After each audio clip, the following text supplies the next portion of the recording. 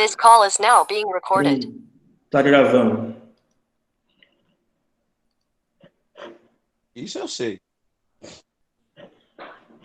Pronto. Vamos lá, gente. Paulo me pediu para fazer esse estudo com vocês porque Tiago pediu um pouco mais de tempo para preparar a continuidade, né, do seminário de hermenêutica. E aí, para não ficar essa semana disperso, ele pediu para eu trazer esse estudo, que foi um estudo que a gente já ministrou lá em Alto do Cruzeiro, há uns 10 anos atrás, quando a escola bíblica dominical era dividida em 10 etapas, né, 10 classes, a chamada EB10. E aí cada classe ficava com um tema.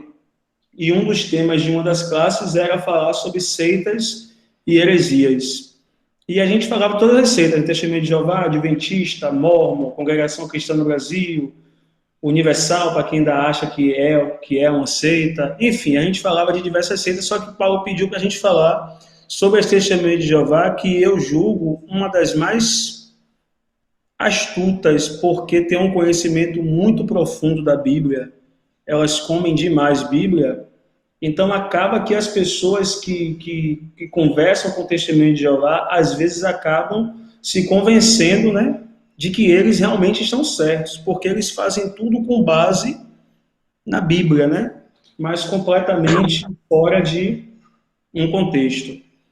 E aí o objetivo é a gente, nessa aula de hoje, trazer o histórico das Testemunhas de Jeová, como surgiu, por que surgiu, em que circunstâncias surgiu, e combater, né, refutar as principais heresias que elas pregam, que elas ensinam.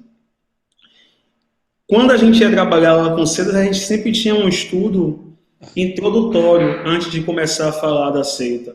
E aí eu peguei só o versículo lá do módulo da introdução, que está lá em Efésios 4,14, está na versão internacional aqui.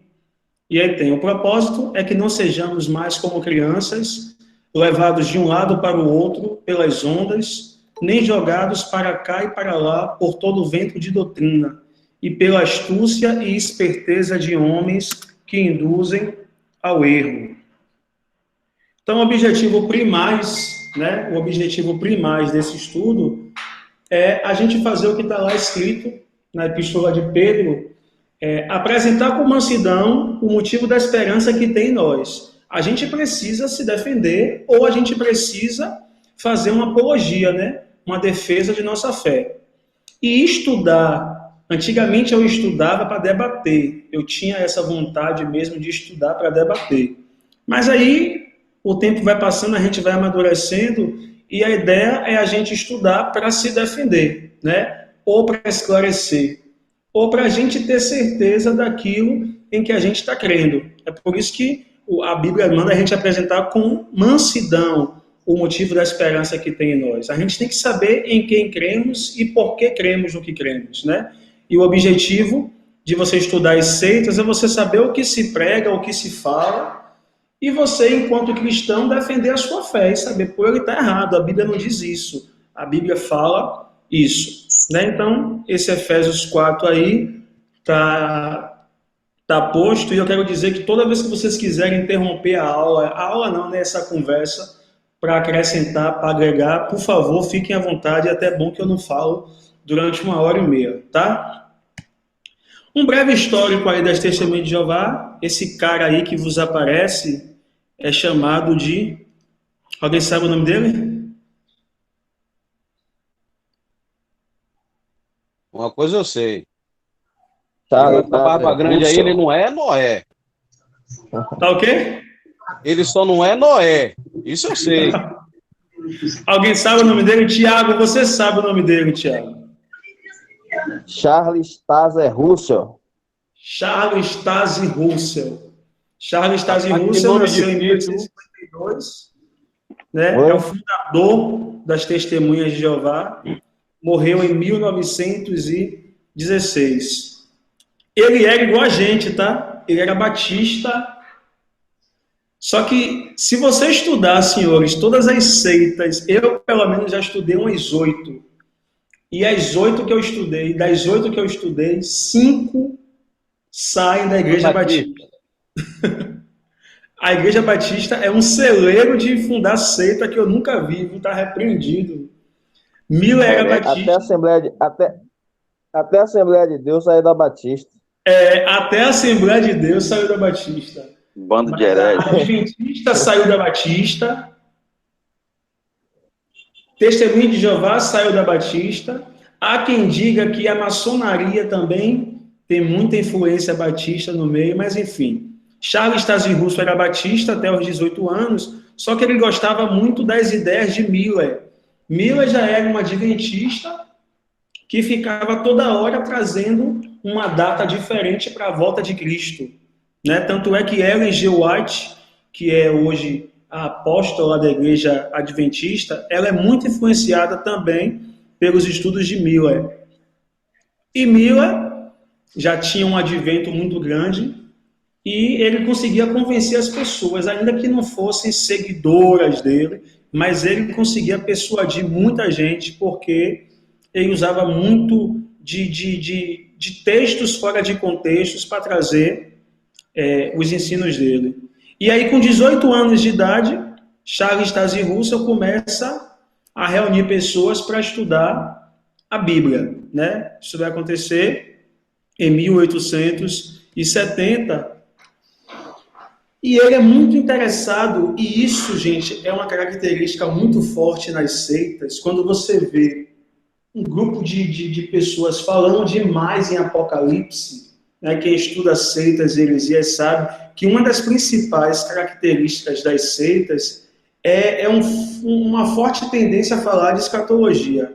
Né? Gostam muito de datar a volta de Cristo, de dizer que Cristo vai voltar de tal data, vai ser assim, vai ser assado. Todas as seitas têm essa característica, porque isso parece que atrai, né? Por uma questão de medo, né? Acho que as pessoas ficam com medo da volta de Cristo e acabam aderindo a esses ensinamentos aí. E Charles Taze Russell, ele também tinha esse filezinho com coisas do Apocalipse.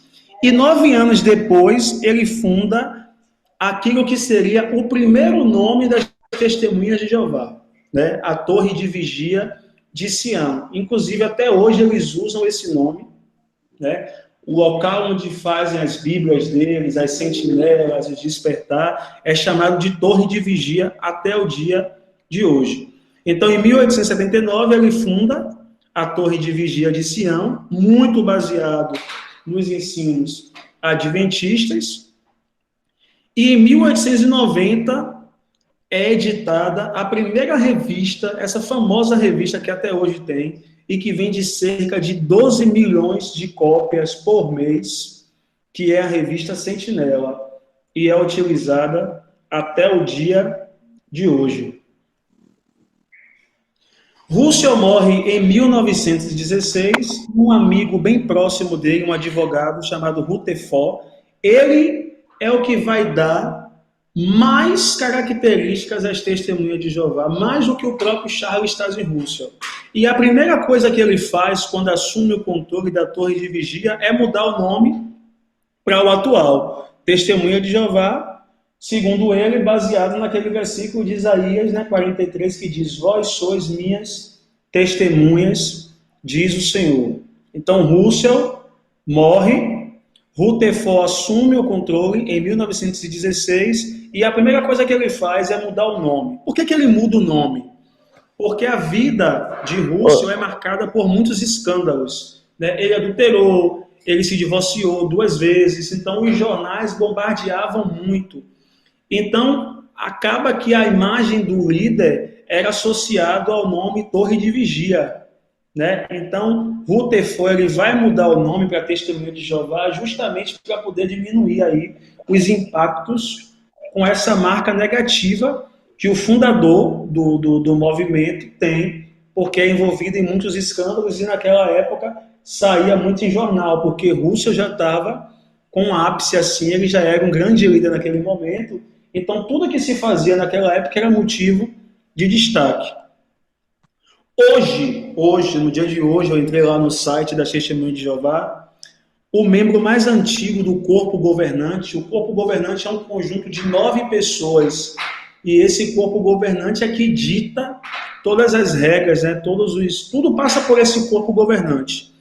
E esse corpo governante é liderado por Jared Roche, que é membro desse corpo desde 1994. Então é o mais antigo do corpo governante. Para você ter uma ideia, esse corpo governante foi o responsável por traduzir a Bíblia dos Testemunhas de Jeová, que eles não chamam de Bíblia, eles chamam de Tradução do Novo Mundo das Escrituras Sagradas. Eu até tenho uma cópia dessa Bíblia deles, e ele é bem sugestivo, né? Tudo que ele não concorda, ele tira mesmo da Bíblia escancaradamente. Escancaradamente eles retiram. E dizem que no hebraico original não era bem assim. Teve uma vez que eu estava conversando com uma, e ela dizendo que não, porque quando foi traduzir tinha uma parte que estava manchada e não dava para traduzir direito, aí riscou. Bem o versículo de Mateus 17, quando Jesus diz, essa casta de demônios não sai senão por jejum e oração. Como eles não creem em possessão demoníaca, eles literalmente tiraram esse versículo da Bíblia deles. Eles são bem escancarados nisso aí. Gente, até aí tudo bem? Tá todo mundo me ouvindo de boa? Positivo. Positivo, sim. Alguém quer complementar alguma coisa? Paulo, Thiago? Ô, Jorge, tá show de bola aí, velho. Tá massa. É. Tá de boa aí. E aí, gente, o objetivo agora é a Você gente falou da combater. mudança do nome.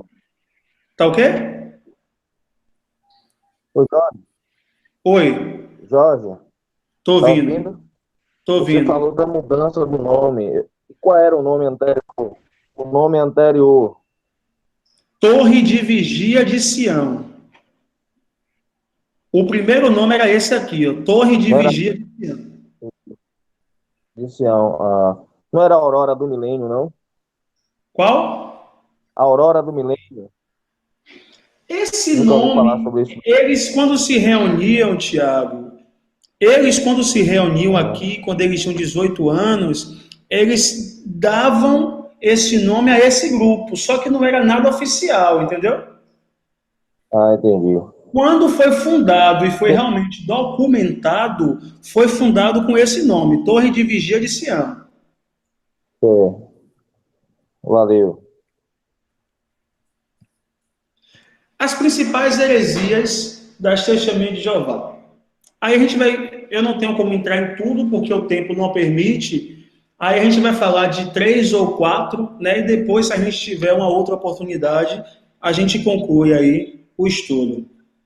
Aí a gente vai focar, né, nas 3 pessoas da Trindade, né, e como os Testemunhas de Jeová tentam diminuir ou simplesmente desmerecer as outras 2 pessoas, né, eles só conseguem entender que Jeová é Deus. Para eles, o Espírito Santo e Jesus são bem coadjuvantes no processo.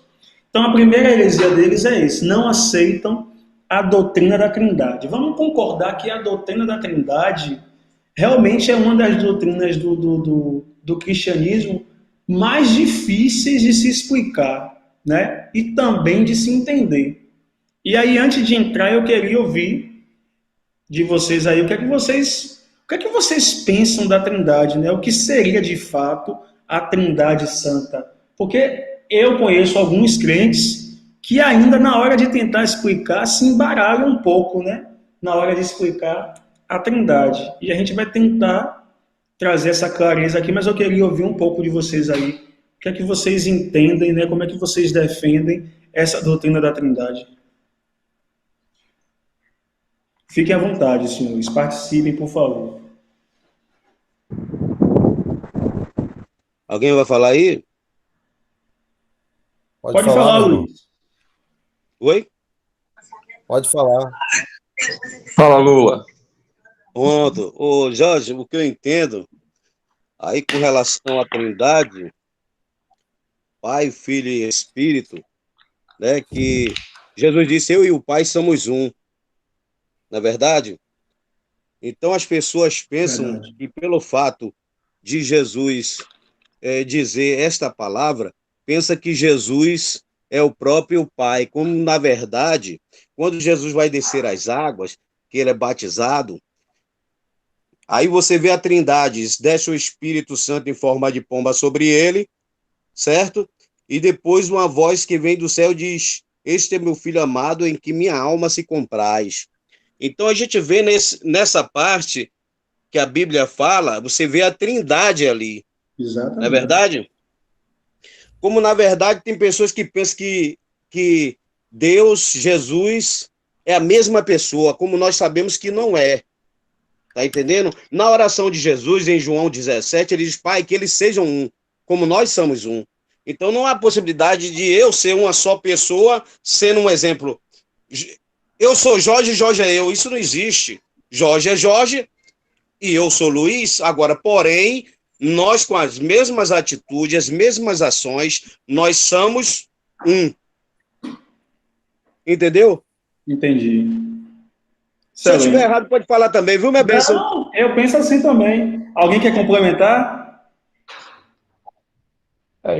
O Jorge, é justamente isso aí. O Luiz foi bem feliz na sua colocação.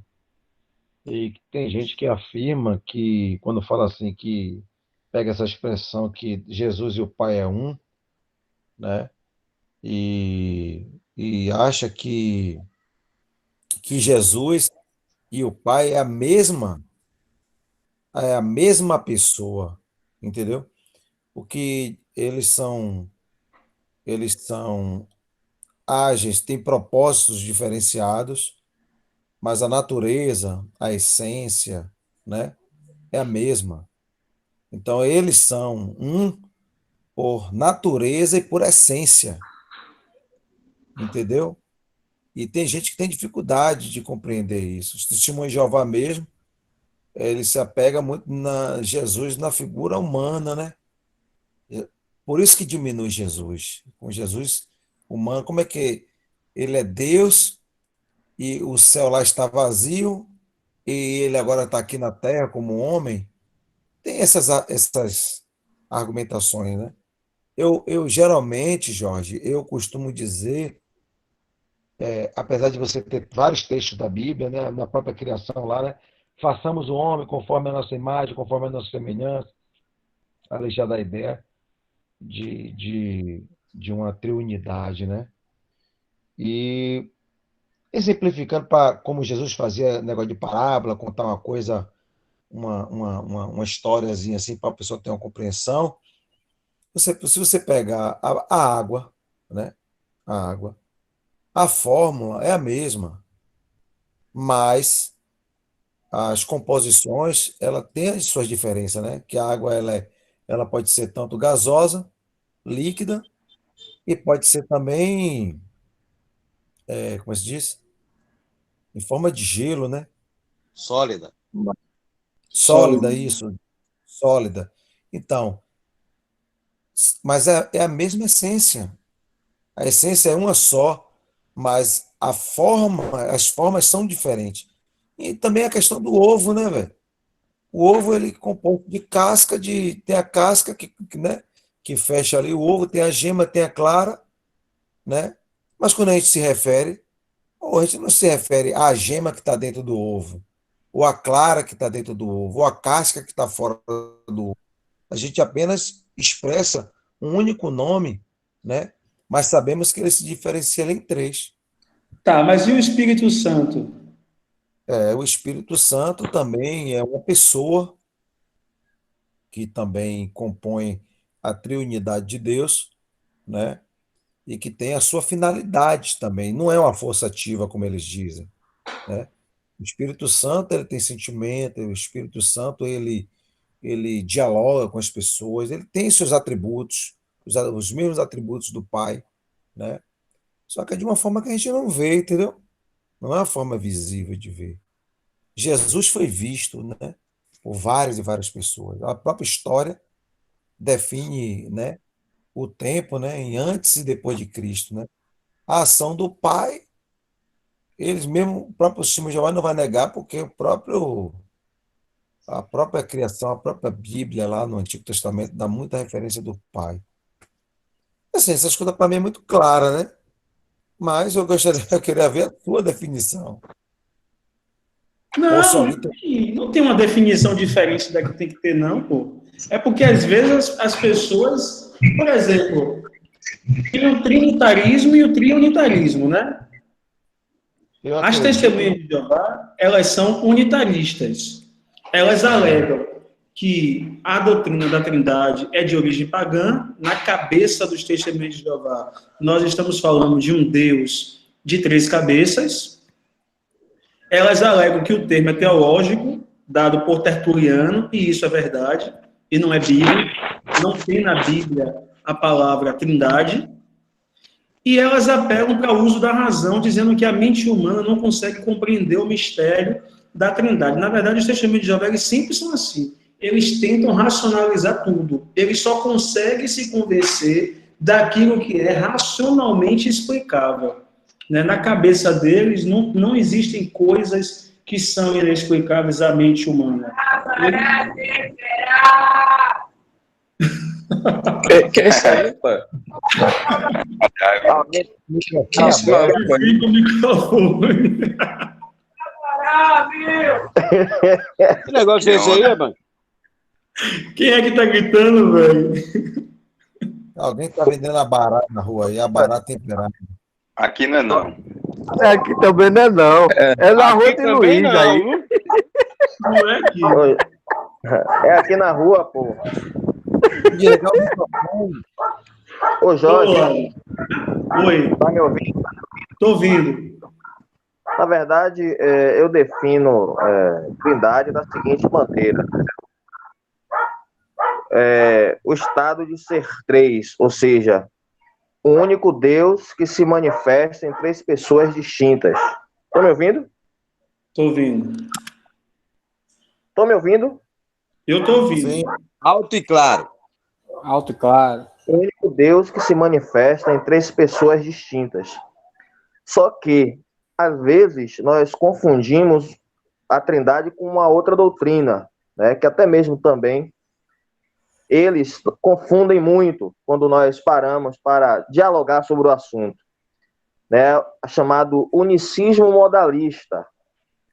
Esse unicismo modalista, ele interpreta da seguinte maneira, que Deus, Pai, Filho e Espírito Santo são a mesma pessoa. Existe essa doutrina, né?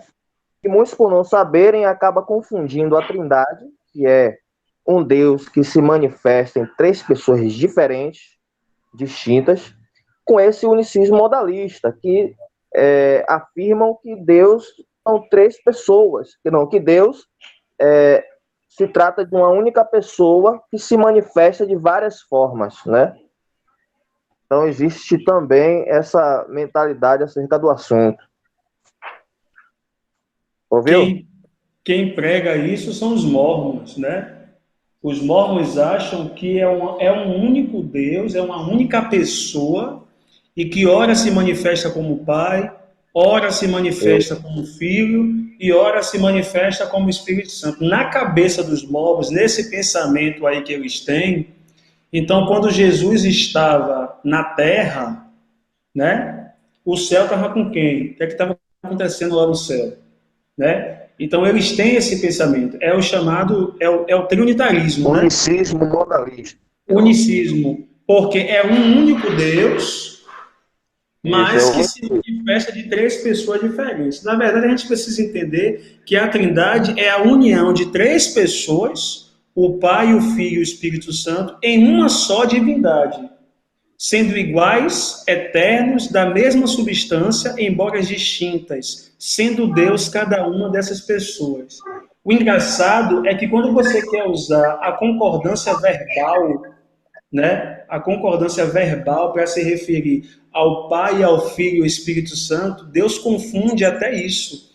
Porque você não vai falar, eles são deuses, eles não são deuses, eles são um Deus só. Né? Não são 3 deuses, são 3 pessoas distintas, eternas, e cada uma dessas pessoas é Deus, mas os 3 são um. Né? Essa é a dificuldade dos testemunhos de Jeová entender. Na cabeça deles, nós somos politeístas.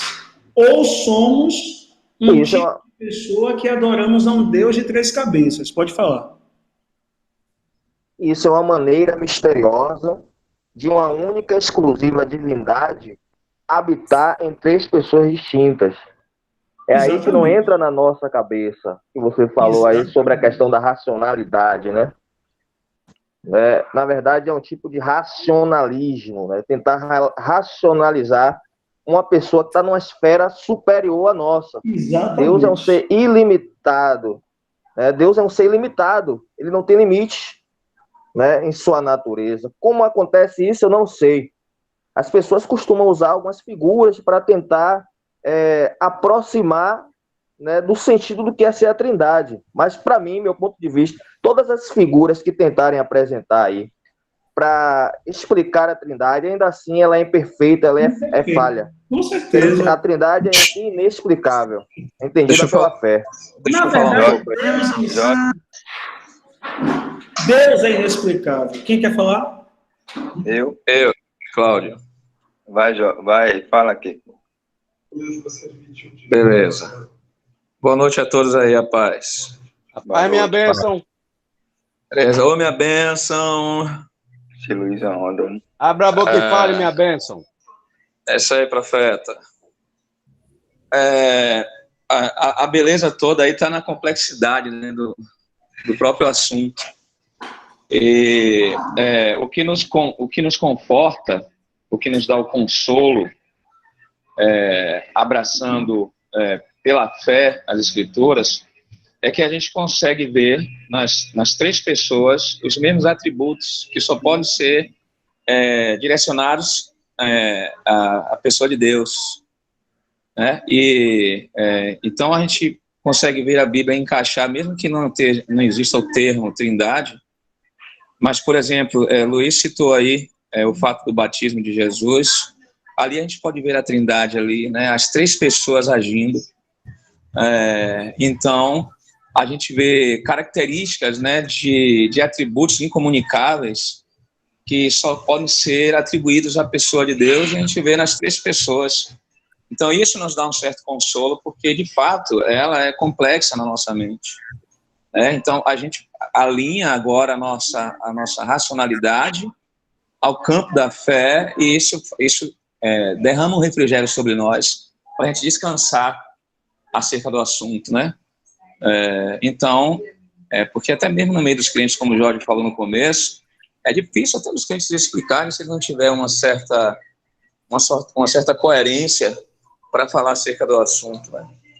Então, eu acho que ela fica simples e fácil quando a gente descansa naquilo que a gente consegue ver na palavra, quando a gente consegue ver a palavra ela se encaixando ali as peças da Trindade entre si. Exatamente. Segue. Jorge, Fica à vontade. Dentro da Shema, né, a Shema daquela oração, eles falam justamente essa ideia da unicidade, né, de Yahvé. Quando ele fala aquela ideia do Shema Israel Adonai, Elokeinu Adonai Errad, na expressão que diz, ouve Israel, Adonai é nosso Deus. Aí essa palavra da ideia de ele é único Deus. Isso. Aí a gente entra naquela ideia antes da aula, né? Da expressão de ser o único Deus. Dentro dessa expressão, quer dizer que diante daquele contexto cultural da época, né, diante da adoração de outros deuses, estava essa expressão da unicidade de Yahvé, né? Já nos tempos atuais, trazendo como uma forma de apologética, né, dentro dessa ideia que Deus é um só e não há mais ninguém. Aí, refutando essa ideia, é que naquela época o contexto é totalmente diferenciado. Então, como dentro da Shema, eles evocam, né, justamente, e até na morte, que Deus é o único Deus ali, dentro dessa expressão, aí eles podem justamente trazer, né, uma ideia de que justamente lá nessa época eles adoravam o único Deus, né, e não era outros, ou seja, existia só uma pessoa, né, por que vocês evocam que hoje é três, sabe? Então ele pode pegar, ou outras pessoas pegarem, justamente, né, que aí o contexto cultural, né, já é uma outra ideia, uma outra ideia, né, por que essa expressão existiu naquela época? A pergunta seria essa: por que a expressão de único só Deus, dele ser único e Yahvé ser único? Por quê? Aí, quando a gente traz o contexto, dentro dessa expressão, fica muito mais fácil. Com É o certeza. que você falou antes, né, quando eles delimitam o contexto cultural e tira essa pequena frase e implanta na cabeça de pessoas que não têm mentalidade da história, ou seja, do contexto cultural da época, fica muito mais fácil de uma pessoa aceitar uma ideia, visto que elas não têm aquele conhecimento amplo, né? Como a gente já sabe, fica mais fácil sair dessa ideologia. É isso que eu deixo aí. Amém. Quer ver? Interessante, rapidinho aqui, a gente pode entender que a natureza de Deus, ela é algo que parte da teologia chama de a simplicidade dos atributos de Deus. Ou seja, não existe uma parte sem o outro, né? Então, Deus ele é completo em si na sua natureza.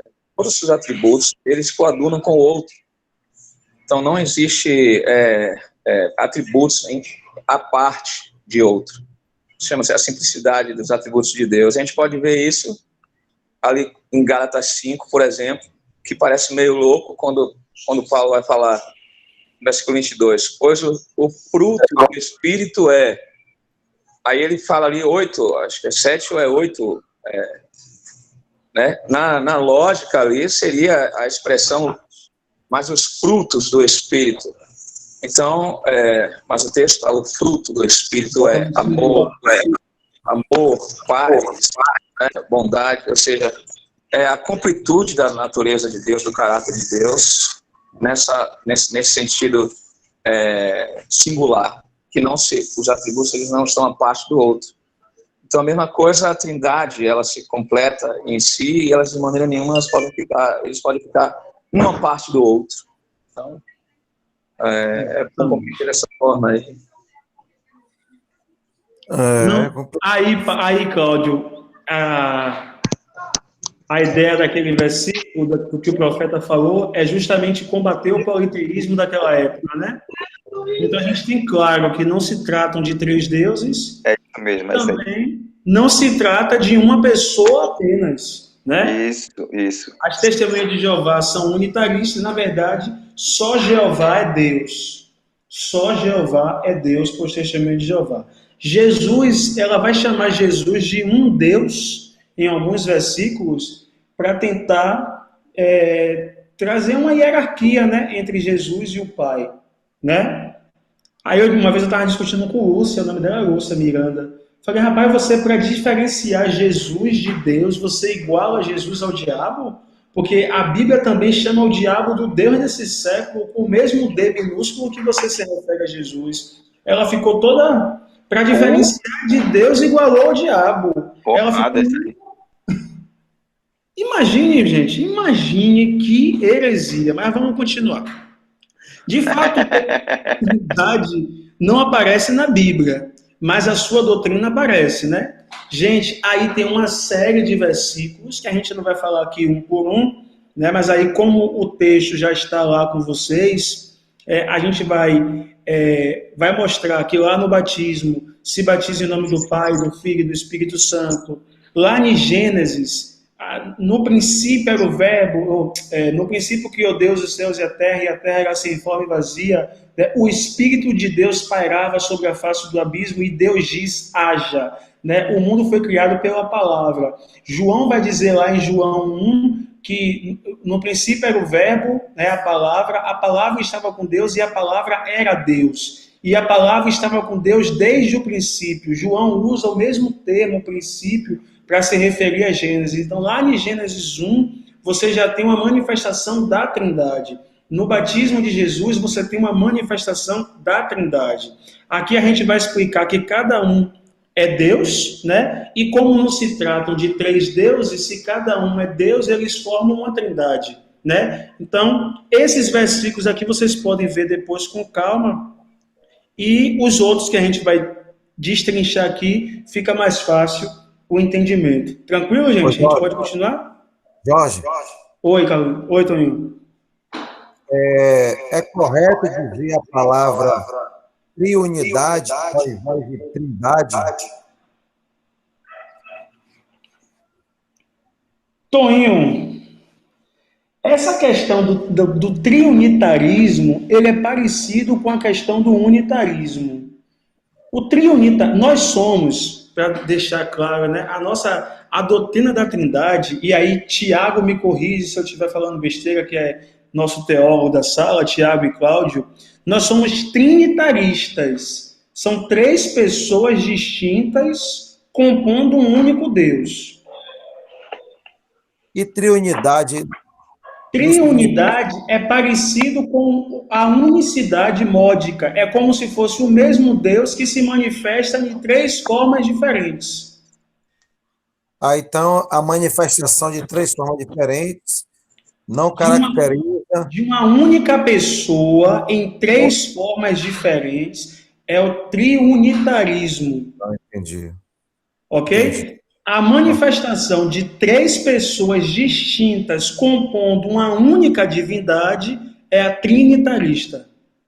Então, essa é a linha coerente, hein? Essa é a linha nossa, da Trindade. Trinitarista. Trinitarista. Não é isso, Tiago e Cláudio?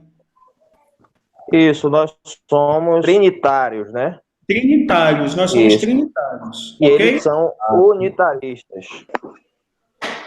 Jorge, Oi, Cláudio. Jorge, aí são duas expressões que também denotam aquela ideia. Uma ideia é a confissão e a outra ideia é a composição da divindade, beleza? Beleza. Então, trinitário leva aquela ideia da confissão, daquilo que eu acredito, daquilo que eu creio. Já a outra expressão leva a ideia da composição, da formação daquilo que a gente acredita, né, dentro da divindade. Gente, espera aí rapidinho que o sargento está me chamando aqui. Entendeu aí, galera? Entendi, Cacau. Essa Uma é aquela... expressão, como você Oi, vai Cacau, explicar, Diga, mano. Diga, Tonho. uma é a expressão, como a gente coloca, e a outra como a gente acredita. Aquela ideia que eu sou trinitarista. Confesso a você que é a primeira vez que eu estou vendo essa palavra. Né? Eu aprendi o termo triunidade. Triunidade, aí é composição. Deus que age de três maneiras. Justamente. Não é um único Deus. Não, Toninho, não é uma única Foi, pessoa que age de três maneiras. Não é uma única pessoa. Eu sei que não é uma única pessoa. Três pessoas. São A três pessoas. É isso, a expressão triunidade, porque são três pessoas que formam uma única natureza, uma única essência. Ou eu estou errado? Não, olha só. Olha só, é bom deixar bem claro essa questão da divergência de pessoas, ou seja, são pessoas distintas. Porém, existe uma única natureza, divindade, natureza divina, que habita nessas três pessoas distintas. Como eu não sei, entende? Vamos supor, eu, Cláudio e Jorge, vamos supor, eu, Cláudio e Jorge. E essa Bíblia aqui, vamos usar como se ela fosse a divindade. Essa única divindade aqui habita nessas três pessoas distintas, tornando-as Deus, o único Deus. Como eu não sei como é que uma única como a única divindade habita em três pessoas, fazendo dessas três pessoas o único Deus. Como eu não sei, é inexplicável. Bom, Mas a Bíblia nos encaminha para crer nisso, entende? eu tô entendendo, minha bênção. Eu tô entendendo. Eu tô entendendo muito bem, viu, minha bênção? Viu? O que eu não entendo, é o seguinte, viu, minha bênção? Preste atenção, você disse para deixar claro, aqui tá escuro? Não. Então, ainda bem que não tá escuro. Tá dando para mim ver aí? Mais ou menos. Ó, minha bênção. Eu não te vejo. Preste atenção, preste atenção. A Bíblia diz que Jesus subiu ao céu Olha aí. e sentou à direita de Deus. Jesus não vai sentar à direita dele mesmo, que pessoas dizem que Jesus e Deus é uma pessoa só. Concorda comigo? E Jesus, quando ressuscitou, disse o seguinte: eu vou para o Pai. Pronto. Se Jesus fosse o próprio Deus, ele não ia. Primeiro, porque Jesus, escute, minha bênção, entenda a linha de raciocínio. Vamos lá. Jesus, ele disse, na verdade vos digo. Jesus, várias vezes, ele usava na verdade, e ele se declarava ser a verdade. Eu sou o caminho, a verdade e a vida. Não é isso, minha bênção? Concorda, minha bênção? Amém, concordamos. Pronto, presta atenção. Então, seguindo a linha de raciocínio, quando Jesus ressuscitou, a Bíblia diz que ele disse que ia para o Pai. Bom, se Jesus e Deus, o Espírito Santo, vamos entender a linha de raciocínio, fosse uma pessoa só, ele já diria de imediato. Mas ele disse para os discípulos o seguinte: eu vou, é necessário que eu vá, porque se eu não for, o Consolador não virá. Isso ele está se referindo do Espírito Santo. Amém? Amém. Tá bom, minha bênção? Essa é a minha linha de raciocínio. Tô seguindo bem? Excelente, FO positivo para você. Oi? FO positivo. Eu não entendi. Ah, esse Jorge é Eu não onda. entendi, minha bênção. FO positivo. Isso é incompreensível igual a Trindade, não quero entender, não. Ô, minha bênção. Gente, o segundo ponto que a gente vai bater é exatamente o testemunho de Jeová negar a divindade de Cristo. Observe. No princípio era a palavra estava com Deus e a palavra era Deus. um Deus. Alguma coisa errada? Sim. Nesse um Deus. Essa é exatamente a versão das testemunhas de Umbá. Eles usam esse termo aí, ó. Era um Deus. E aí ele diz, não, porque Jesus é um Deus, mas não é um Deus como um Pai. Significa que não tem a mesma essência, não são feitos da mesma substância. E aí é a pior heresia que a gente tem, porque a palavra traduzida lá, Theos, jamais poderia ser traduzido por um Deus aí, né? Para as testemunhas de Jeová, Jesus não é da mesma essência do Pai e, portanto, não deve ser adorado. Testemunha de Jeová não ora a Jesus Cristo em hipótese nenhuma. Não dirige a oração a Jesus, mesmo na Bíblia, Estevão direcionando a oração dele diretamente para Cristo. Eles dizem que não tem amparo a gente direcionar a nossa oração para Jesus. Ela diz que só tem que orar direto ao Pai em nome do Filho. Mais uma das heresias da Testemunha de Jeová. Reconhece Jesus como Filho de Deus. Eu coloquei o apenas isso porque para nós ser Filho de Deus não significa que é ser menos do que Deus. Mas para os Testemunhas de Jeová, ser Filho de Deus significa ser menos do que Deus. E para eles, Jesus merece honra por ser um profeta, mas não merece a nossa adoração. Como é que a gente refuta isso?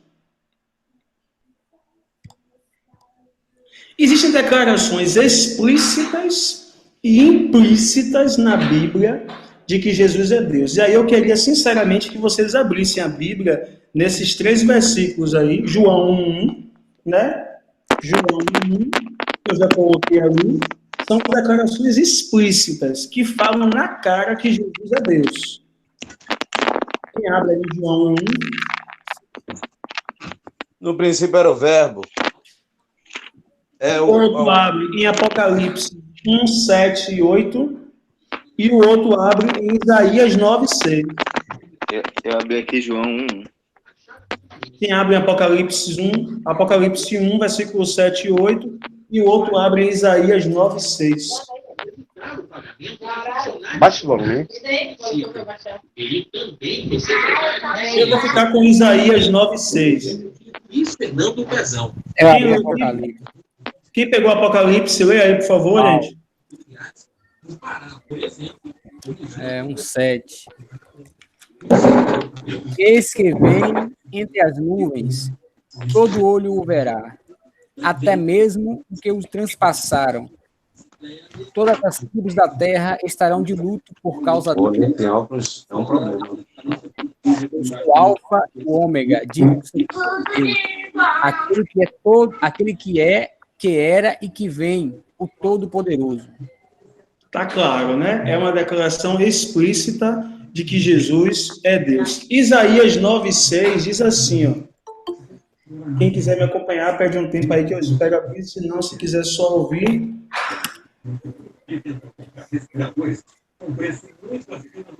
Isaías 9,6. Porque para nós um menino nos nasceu, para nós um filho é dado, e o governo estará sobre o seu ombro, e o seu nome será Maravilhoso, Conselheiro, Deus Forte, Pai da Eternidade, Príncipe da Paz. Está claro que esse versículo aí se trata do nascimento de Cristo, né? Então, são declarações muito claras de que Jesus é Deus. Alguma dúvida até aí, gente? Tudo tranquilo? Tranquilo. Tranquilo? Filipenses 2, Beleza. versículo 9 ao versículo 11. Quem abre, por favor, diga eu. Rapaz, eu tô precisando usar óculos urgente. Oxe. Peraí. 2,9. Luiz, desliga o microfone.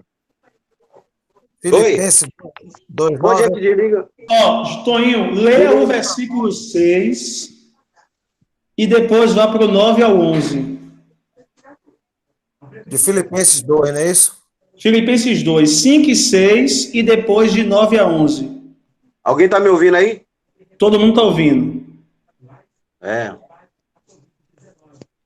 Luiz desligou o microfone de Toninho, pô. Desliga o seu microfone, Luiz. Ninguém foi de Toninho, foi? Fala, Toninho. Liguei. Tende em vós o mesmo sentimento que houve em Cristo Jesus, que existindo em forma de Deus, não considerou o fato de ser igual a Deus algo a que devesse se apegar. Do 9 a 11, Agora do 9 ao 11. por isso Deus também o exaltou com soberania, e lhe deu o nome que está acima de qualquer outro nome, para que ao nome de Jesus se dobre todo o joelho dos que estão nos céus, na terra e debaixo da terra, e toda a língua confesse que Jesus Cristo é o Senhor, para a glória de Deus Pai. Pronto. Aí você tem no versículo 6 uma declaração implícita que Jesus é Deus. Sendo em forma de Deus, não usurpou ser igual a Deus. Ele existia na forma de Deus. E quando ele diz que Jesus Cristo é o Senhor para a glória de Deus Pai, Paulo vai usar a palavra Senhor de forma implícita, que é o que a gente vai ver agora, tá? Em Romanos 10, 9, em Marcos 5, 19 e em Atos 7, 33. Quem me ajuda? Romanos 10, 9 eu fico. Atos quanto, Jorge? Atos 7, 33. Pronto, Quem pega Marcos 5, 19?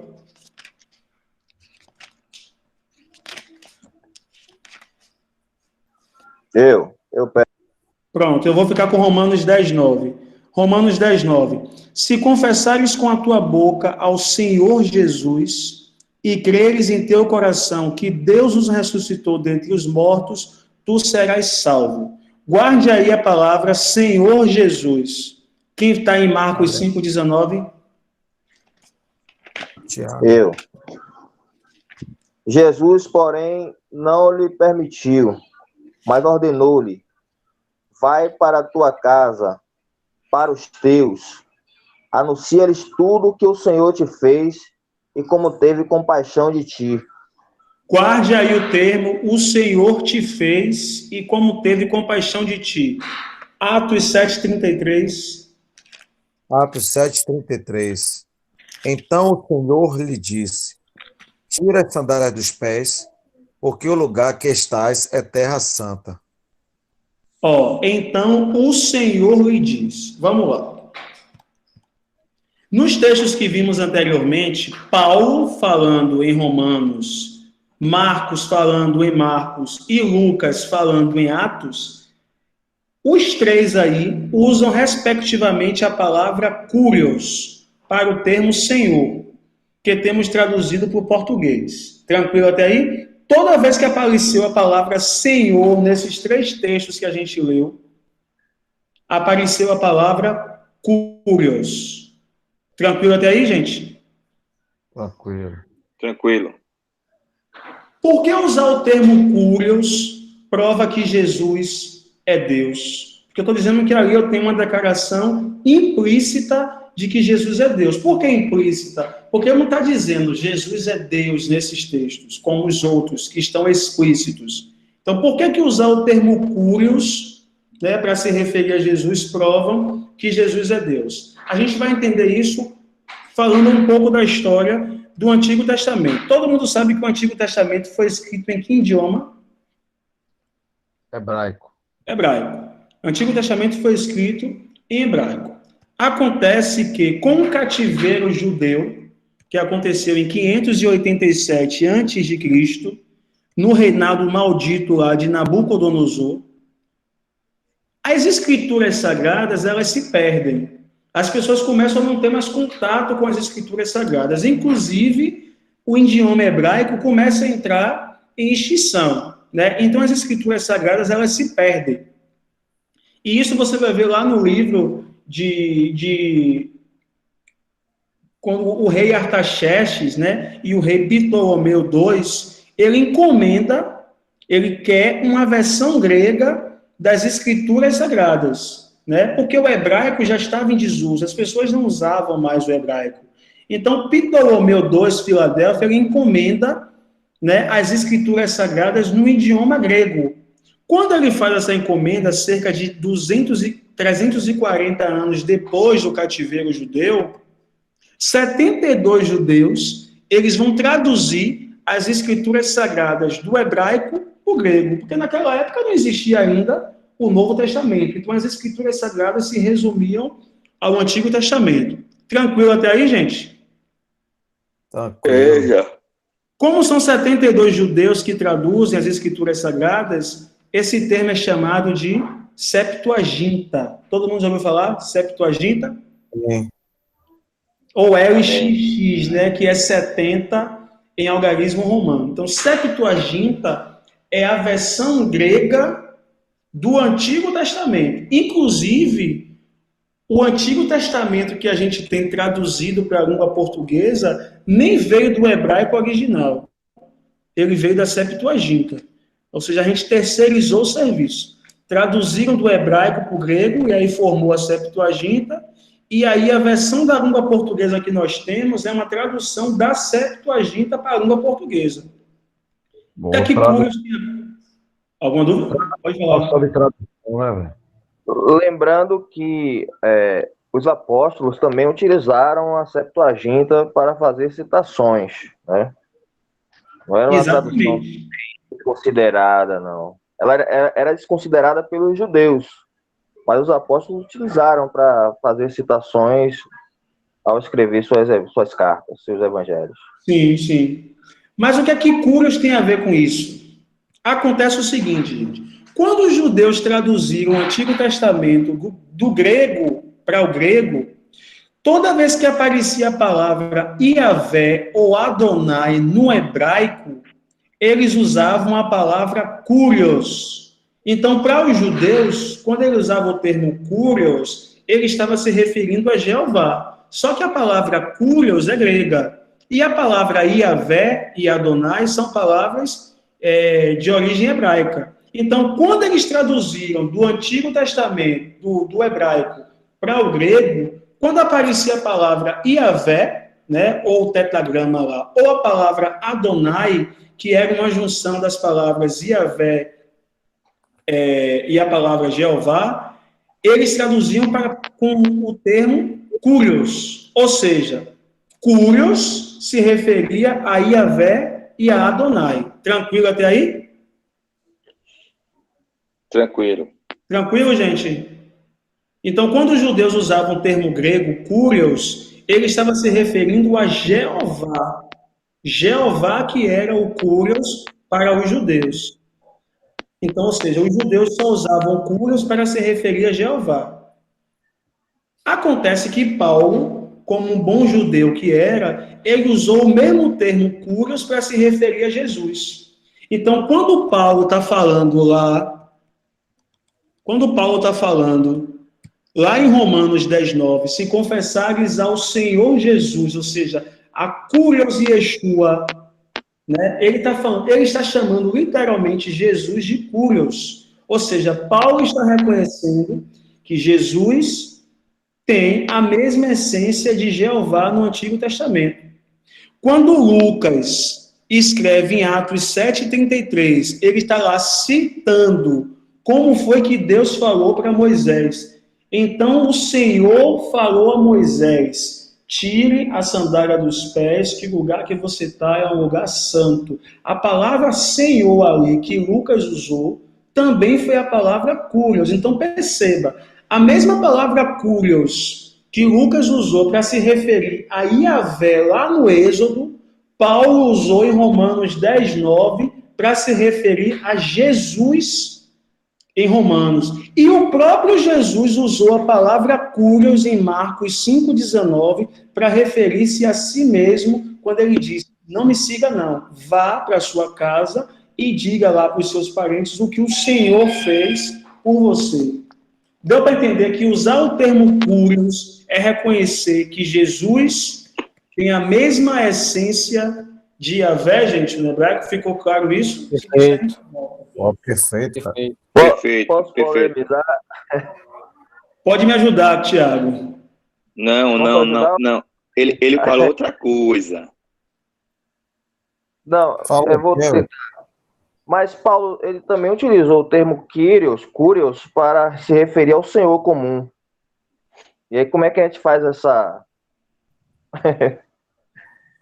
Paulo, não tem teologia agora não, velho. Os textos que a gente está falando foi para se referir a Jesus, né? Deixa essa parte de... não sei o que você quer explicar. Explica aí, então, como é que ele usa o termo Kurios para se referir a senhores da terra normal. Assim, pô, todo senhor, ele é dono de uma determinada propriedade e de escravos. Ou seja, existe uma extensão territorial limitada que ele domina, né? Só que quando esse termo ele é aplicado a Yahvé, né, e a Cristo no Novo Testamento, eu acredito que Paulo tinha essa intenção que você está falando aí. Né? Tanto que o texto de Romanos 10:9, ele faz uma citação do Antigo Testamento, que lá no Antigo Testamento está se referindo a Deus, né? Exato. Já no Novo Testamento ele usa esse mesmo texto, mas apontando para Cristo. Quando eles usam o termo Senhor se referindo a Deus, é apontando sempre Deus como aquele que é possuidor de todas as coisas, dentro de uma...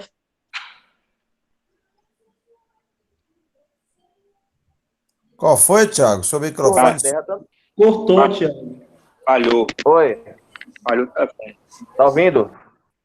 Sim. Agora, Claro. Isso. Quando Paulo aponta Deus como o Senhor, ele está se referindo àquele que é possuidor de uma extensão territorial superior, é dono de tudo e dono sobre todas as coisas, né? Tanto que a expressão Kyrios, Jesus tem o título de Senhor dos Senhores. o Kyrios dos Kyrios, né? Então, é alguém que tem o domínio soberano sobre todas as coisas. Ele é senhor de tudo e ele é possuidor de todas as coisas, né? Porque, às vezes, eu abri essa exceção para falar sobre isso, porque alguém poderia questionar você isso. Não, porque se o termo Kyrios é... Falou, Thiago. Falou de novo. Falhou. Falhou, Thiago. Alô? Tá ouvindo? Agora. Tô ouvindo. Tá ouvindo? Tô ouvindo. Pronto. Quando o termo Kyrios é aplicado a Deus, é sempre no sentido de que ele é o possuidor de uma extensão territorial maior do que esses senhores comuns, os Kyrios comuns. Ou seja, ele é o soberano, dono de tudo e senhor de todas as coisas, né? E Cristo, ele, perfeitamente como o Jorge pontuou aí, Paulo, quando olha para Cristo como Kyrios, ele faz essa associação com o Antigo Testamento, né? Apontando Cristo como alguém que está acima. Tanto que lá em Filipenses 2:11, ele diz que Cristo é Senhor, é Kyrios para a glória de Deus Pai, sempre colocando num patamar de superioridade. Exatamente.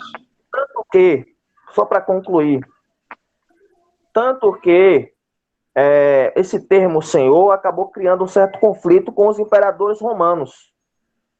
Os imperadores romanos, eles eram considerados também senhores, né? Mas senhores de uma extensão territorial muito mais ampla do que aqueles senhores donos de terras, terrinhas, né? Sabemos que o Império Romano, ele era possuidor de uma vasta extensão, né? Vários territórios, aquelas regiões ali. E toda pessoa que se colocasse como alguém que era um tipo de senhor naquela escala, tinha que ser eliminado. O cristão que era preso na época, ele tinha que decidir quem era senhor, se era César ou se era Cristo. Porque quando eles evocavam esse termo para Cristo, era no sentido exclusivo de divindade, não daquele senhor comum. Vocês estão me entendendo ou eu estou dificultando tudo? Eu estou entendendo perfeitamente. Beleza.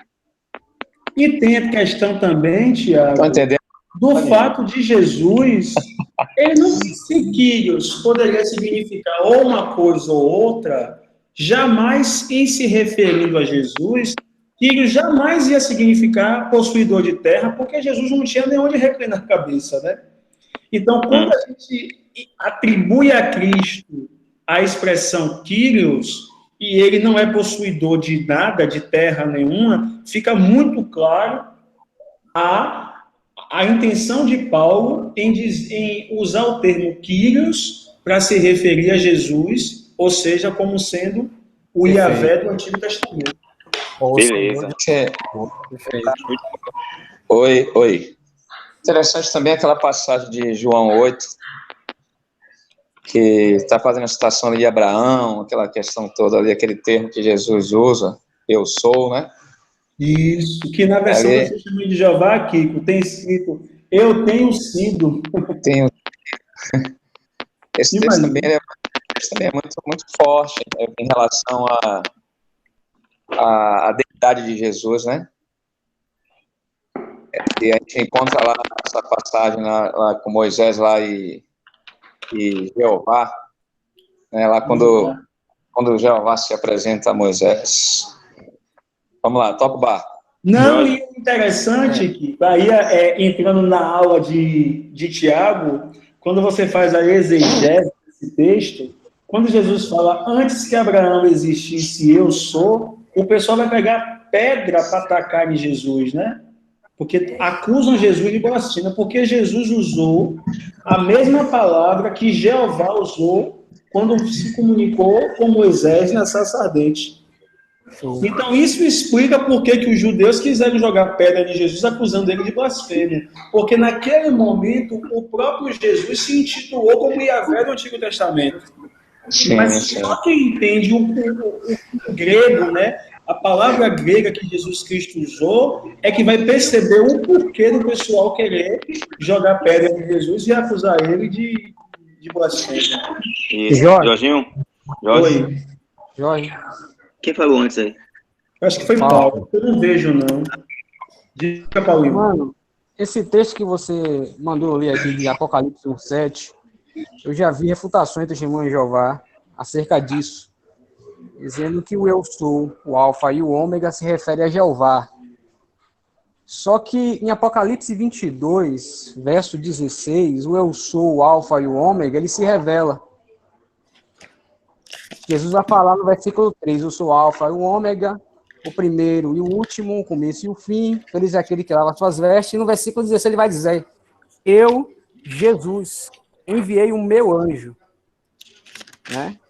É uma refutação aí, porque eles declaram que eu sou o alfa e o ômega se refere a Jeová. Entendi. Que não é, na verdade, né? Ali é uma revelação de Revela, né? Não, aí você tem que pegar o contexto. O versículo 1, João está dizendo que ele viu Jesus. E no ato em que ele vê Jesus, a pessoa que ele está vendo diz a ele, eu sou o alfa e o ômega. Então, quem está falando com ele naquele momento é Jesus. É por isso que a gente tem que entender a questão do texto.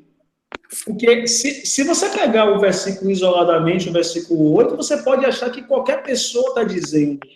Mas João vai dizer que ele está lá orando e que Jesus se apresenta para ele. E vai dizer, quem dita toda a carta, né, o livro de Apocalipse, João deixa claro quem foi que ele viu na revelação dele. E no momento em que ele vai dizer, eu sou o alfa e o ômega, quem está dizendo isso a João é a pessoa que se revelou para ele no versículo 1, que foi Jesus Cristo, né? Mas aí ele vai refutar para poder. O que ele não puder tirar da Bíblia, como ele tira escancaradamente, ele vai refutar e vai dizer, não, mas eu não entendo assim. Mas você acha que aí é Deus, é Jeová que está falando e não Jesus, Paulo? Não, porra. Claro não, que porque poderia ser, né?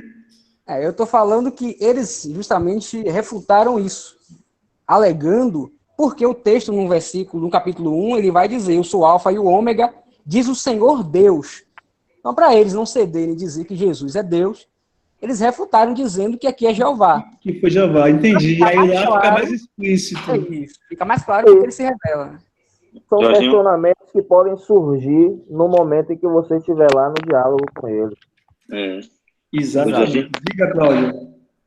Eu estou aqui ouvindo você falar e a galera também, e eu fico assim, rapaz, que coisa interessante é que é o seguinte, nas conversas já passadas, que quando a galera estava falando sobre a ideia do que eu falei ali sobre a confissão, né? A ideia da confissão, né? A ideia, nós somos o que aí?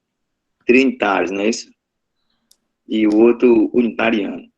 Aí você, uma pessoa, né, que está chegando e que já recebe logo esses ensinamentos, a primeira coisa tendenciosa de se fazer é que a pessoa ela não leva logo o contato com, ou seja, a Bíblia, né, no sentido de ser Bíblia. Aí ele já tem o quê?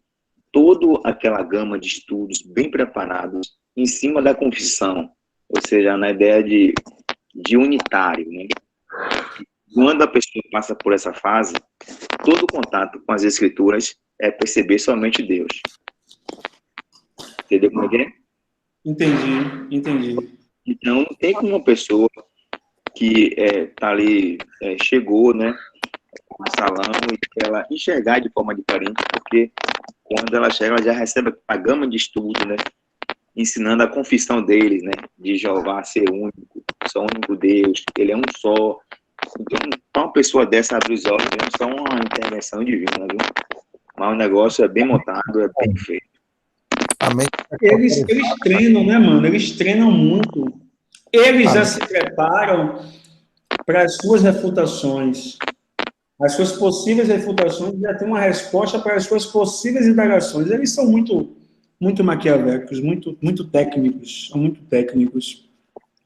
O terceiro e último ponto, gente, eu acho que não vai dar tempo, já vai dar 9 horas, mas vamos ver.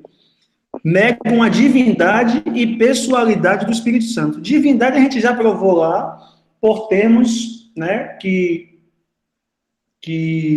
a Bíblia chama o Espírito Santo de Deus, né? Para as testemunhas de Jeová, o Espírito Santo em minúsculo na Bíblia deles, não passa de uma força ativa. Tanto é que em Gênesis 1 ele vai dizer: e a força ativa de Jeová pairava sobre a face do abismo.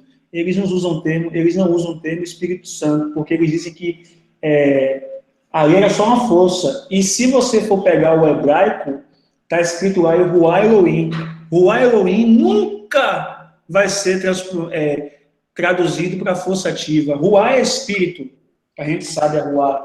E Elohim é Deus, né? Nunca vai ser traduzido força ativa, Ruach Elohim para o português. A refutação... Oi. Nada, só tá dando risada.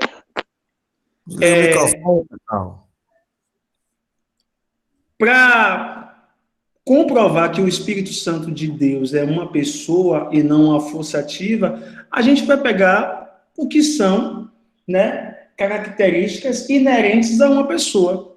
Então, o Espírito Santo, se alguém quiser abrir aí a Bíblia, porque são muitos versículos para refutar, a gente prova que o Espírito Santo é uma pessoa porque ele tem inteligência, porque ele ama, sentimentos são atribuídos a pessoas, ele se entristece, ou seja, é um tipo de sentimento também. Paulo vai dizer: não entristeçais o Espírito de Deus.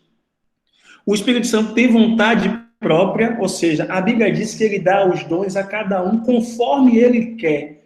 Então, ele tem vontade própria, então ele é uma pessoa, né? E nesse caso, ele também é soberano. Então, o mesmo versículo que prova que ele é pessoa, porque ele tem vontade própria, prova que ele é um Deus, que ele é Deus, um Deus não, que ele é Deus, porque ele tem soberania, ele faz como ele quer. Isso é um atributo de soberania. Força ativa não fala, o Espírito Santo fala, então ele é uma pessoa.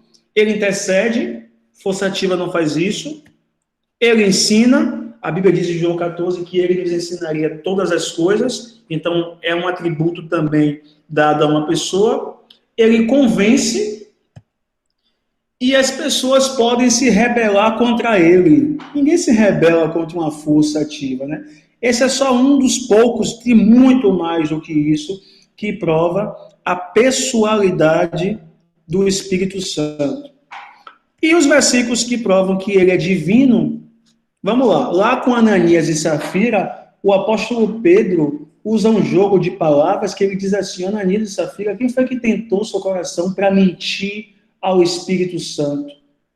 Primeiro ele usa o termo mentir ao Espírito Santo. Depois ele fala: saiba que você não está mentindo ao homem, mas sim a Deus. Aí está claro que Paulo está chamando o Espírito Santo de Deus. Em Efésios 2, 22, também está muito claro que Paulo fala que o Espírito de Cristo, né, é Deus também. Isso aí são as declarações explícitas na Bíblia, chamando o Espírito Santo de Deus propriamente dito. Sem contar, como o Kiko falou, né, o Espírito Santo tem atributos que só são dados a Deus, são atributos divinos. Quais são os atributos? Ele é eterno, né, a eternidade é um atributo divino, está lá em Hebreus 9,14. Ele é onipresente. Davi fala: para onde eu fugirei do teu espírito? Se eu for no monte, o Senhor está lá. Se eu for no abismo, ele está lá. Onipresença é um atributo divino, né?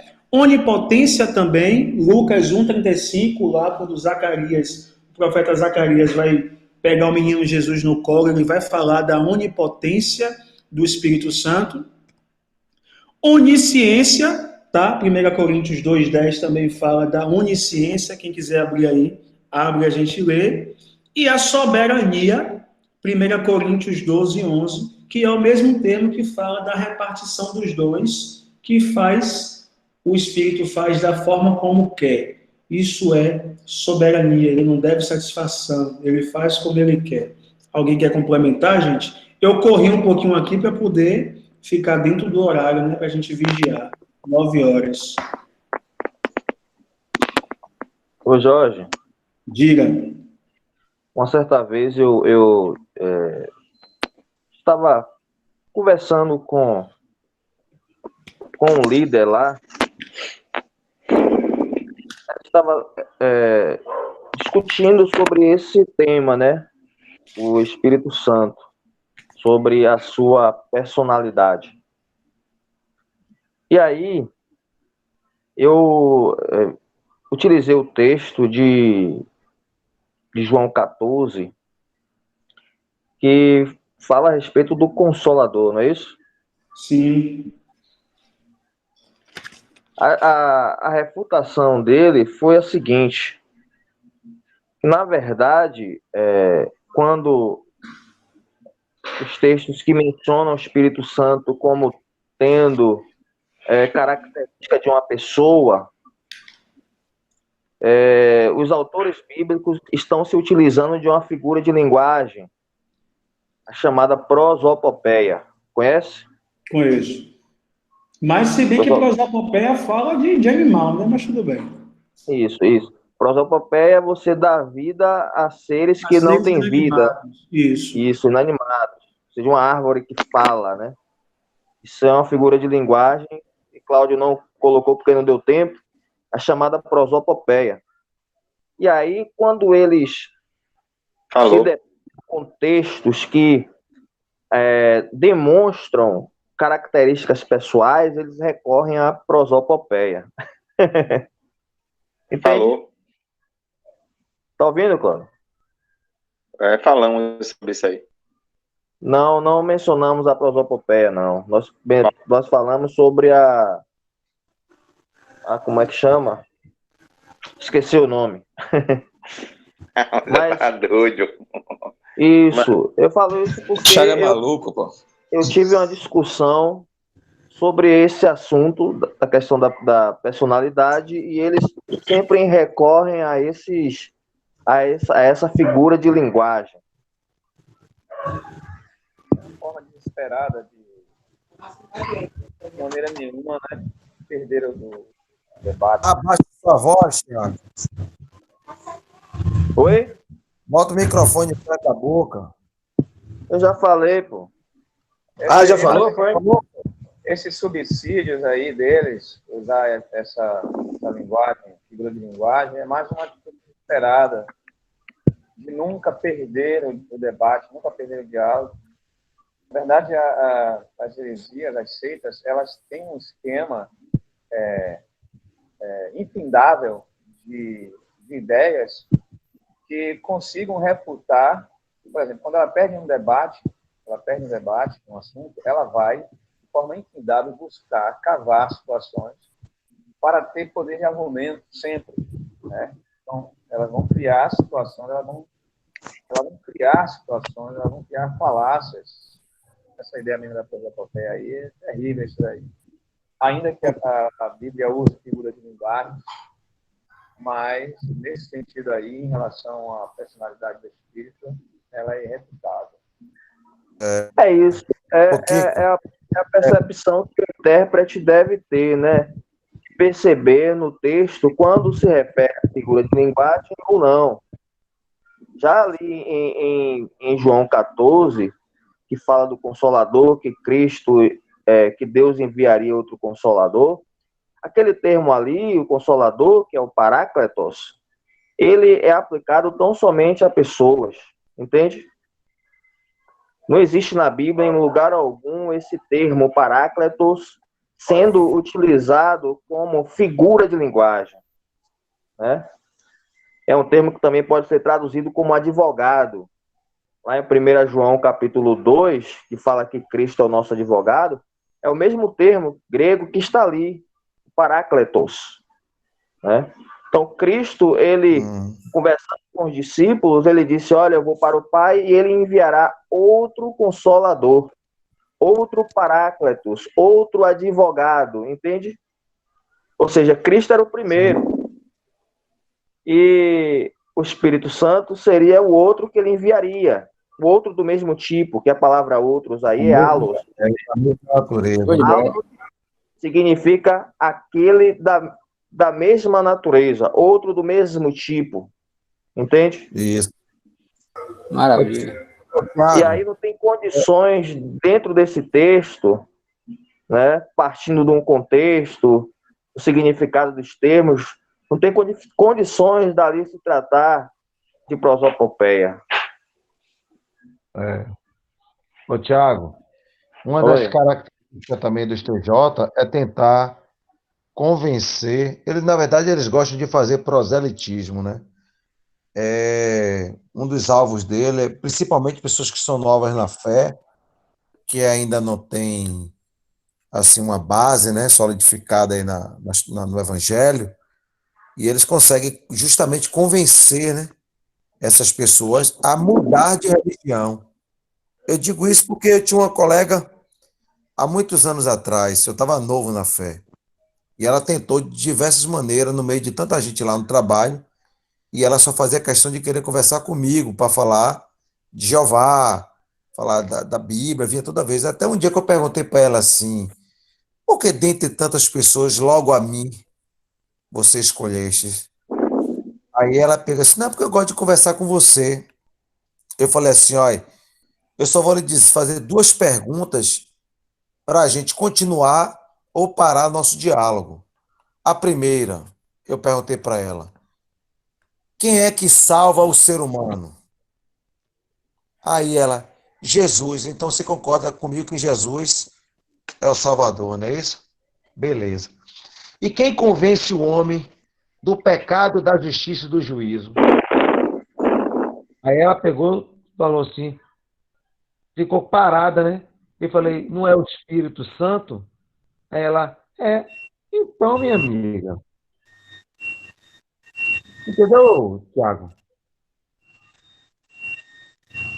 Eu entendi. Tá Entendi, dormindo? Tonho. Eu estou dizendo, quando essas pessoas elas são refutadas dentro da própria Bíblia, elas já, de certa forma, a não ser que elas queiram negar, de certa forma, elas são obrigadas a concordar com a palavra. Entendeu? A não ser que também, se tiver, Jorge me corrija aí. Esse trecho da Bíblia também tiraram. Eles tiraram, que é quem convence o homem do pecado, da justiça e do juízo? É o Espírito Santo? Correto. Não. Se o Já Espírito saiu. fosse uma força ativa, como é que o Espírito Santo iria convencer alguém de alguma coisa? Sim, entendi. Entendeu? Foi justamente isso que eu estava dizendo para ela. Eu falei para ela. Eu disse assim, e aí ela pegou, não teve mais, aí acabou a conversa. Nunca mais essa menina quis conversar comigo, velho. Entendeu? porque Testemunha de Jeová, é? alguns Testemunho de Jeová. textos, viu, Tonho? Alguns textos são claríssimos. E aí, o que é que acontece? Eles, para continuarem defendendo a doutrina, eles precisam fazer algum tipo de malabarismo, Sei. entendeu? Recorrendo a outros textos, se utilizando de figuras, de linguagens que não são adequadas para o texto, né? Então, acho que tem textos que são claros, você percebe logo de cara que não se referem a um tipo de figura de linguagem. Eu sei. Entende? Entendo. É uma expressão Entendo. que eu gosto muito de falar. Existem textos que são fortes, e a sua força, né, não me levam a contrariá-lo. Eu tenho que me dobrar diante dele. Se você é um intérprete honesto, que se depara, que quer compreender o que o texto quer dizer a você, você vai se render. Agora, se eu sou influenciado por alguma forma de pensamento, com certeza essa minha forma de pensamento vai manipular o texto. É verdade. Isso acontece muito, entende? Cadê Jorge? É uma saída, né? Eu sei. Ô, Paulo. Jorge saiu? Jorge saiu, foi? Não, pô, eu tô aqui, eu tô ouvindo vocês falando, pô. Eu pensei que o Jorge Eu pensei até que ele foi arrebatado. Tira a imagem. Tá comendo, rapaz. Jorge Gente, mexendo na tela. eu estou falando, Testemunho de Jeová, eles não gostam nunca de perder a guerra. Teve um dia que ela foi falar comigo sobre Elias, né? Que eu disse que a Bíblia deixa claro que Elias foi levado ao céu. E ela falou que não, que Elias não foi levado ao céu. E eu disse, sim, a Bíblia está dizendo que foi levado ao céu e aconteceu o quê com Elias? Não, a Bíblia fala que a carruagem foi até o céu, mas se você for lá em 2 Crônica, você vai ver Elias lá falando de novo. Eu digo, minha senhora, você está querendo me dizer que 2 Crônicas foi escrito depois de 2 Reis? Aí quando a gente foi pegar, a data diz que ela estava querendo me dizer que a ordem da Bíblia lá dos profetas era uma ordem cronológica, mesmo ela sabendo que não, na cabeça dela, Elias foi levado ao céu e foi transportado a um outro lugar na terra e ficou pregando em um outro lugar na terra. Não, Imagina. ficou mesmo, Jorge, ficou mesmo. Ficou lá nas Testemunhas de Jeová. Imagine o que ele, de que recurso eles se utilizam para poder dizer que está certo mesmo. Vai entender um negócio desse, minha bênção. E eu vou dizer uma coisa para você, minha bênção, agora eu vou falar, minha bênção. Minha bênção, eu vou dizer uma coisa para vocês, pessoal. Rapaz, eu me bati com o Testemunho de Jeová. O Testemunho de Jeová disse que só vai para o céu os 144 mil. Aí foi lá em Apocalipse, né? E vi lá os 144 mil, 12 mil de cada tribo, e bateu os 144 mil. E ali ele parou, né? Eu digo, não pare não, prossiga a leitura, prossiga. Aí viu, depois dessas coisas, eis que viu uma multidão a qual ninguém poderia contar, de todas as nações, povos, tribos e línguas, trajados de vestes brancas, que lavaram as suas vestiduras no sangue do Cordeiro e as branquearam. Minha bênção, quem são esses? Eu perguntei, e quem são essa multidão? Ah, não sei não. Eu digo, minha filha, tá vendo que não é só os 144 mil? E a multidão, minha bênção? Onde é que fica? Tá entendendo, minha bênção? E lavaram as vestiduras no sangue do Cordeiro. Quem é o Cordeiro? Jesus é o Cordeiro, minha filha. Ô Luiz, o pior Aleluia. é que se você for pegar o texto de 144 mil, eu perguntei a ela uma vez, os apóstolos estão entre 144 mil? Estão, sim. Falei, mas a Bíblia diz lá que os 144 mil não se contaminaram com mulher, não tiveram relação com mulher. E Pedro tinha sogra. Como é que Pedro ia estar entre esses 144 mil? Ela fechou a Bíblia e foi embora, Antônio. Esse Jorge, olha esse Jorge. Eles são literalmente programados para falar A, você falar B, ele falar C, você falar D. Mas se você falar um E antes, eles se perdem todo mesmo. É verdade. Gente, encerramos aqui. Eu espero ter contribuído aí. Fiz um estudo pequeno porque eu sabia que 1h30 não ia dar, como não deu. Quer dizer, deu, graças a Deus. Mas aí fica para uma próxima oportunidade aí, se assim o Senhor permitir. Obrigado por deixar eu participar, viu, minha bênção? Foi massa. Que bom matar a saudade aí desses estudos. Foi massa, gostei. Show de bola. Nota 10.